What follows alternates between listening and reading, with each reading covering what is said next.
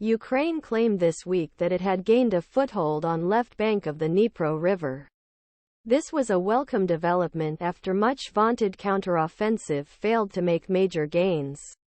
But this was more bad news for Kiev after Germany admitted that Europe's ammunition supply targets would fall short. Here are the main developments from Ukraine this week.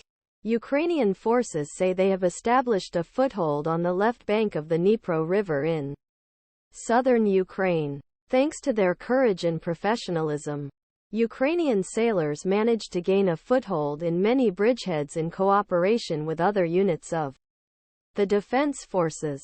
The statement said on Friday. Ukrainian Marines are carrying out attacks on left bank of the Kherson region and carrying out activities to destroy enemy.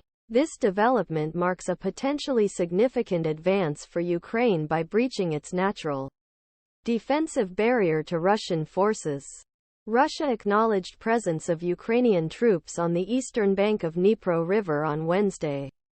Vladimir Saldo, deputy head of Kherson Region Administration appointed by Russia, made announcement in a post on Telegram, referring to Russian army operating in region.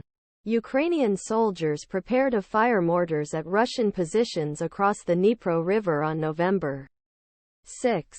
Roman Pilipi AFP. According to Saldo, small groups of Ukrainian soldiers were dispersed from a railway bridge on the east bank to Krinky, a village east of Kherson.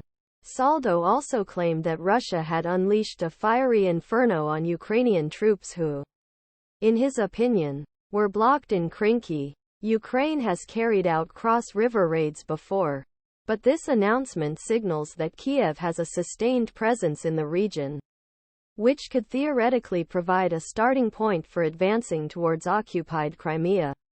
Ukraine launched a broad counteroffensive on front lines in the east and south of the country earlier this summer, but made only incremental gains and recaptured relatively small settlements. EU munitions targets fall short. The German defense minister has warned that the European Union's target of supplying 1 million rounds of artillery ammunition to Ukraine is unlikely to be achieved, as a crushing war of attrition continues in eastern and southern Ukraine. Both Ukraine and Russia need to maintain extraordinary supplies of ammunition. North Korea has exported more than 1 million bullets to Russia since the beginning of August, according to South Korea's National Intelligence Service. The U.S. is also increasing munitions production to supply Ukraine. Dmitry Dilkov AFP. Russian prisoner pardoned Sergei Kajikurbanov was sentenced to 20 years in prison for organizing of Politovskaya, a columnist for the investigative newspaper Novaya Gazeta and one of Kremlin's harshest critics, who was shot dead in Moscow on October 7, 2006, Putin's birthday. Kajikurbanov's lawyer, Alexei Mikhalchik, told TASS on Monday that his client signed a contract with the Russian Minis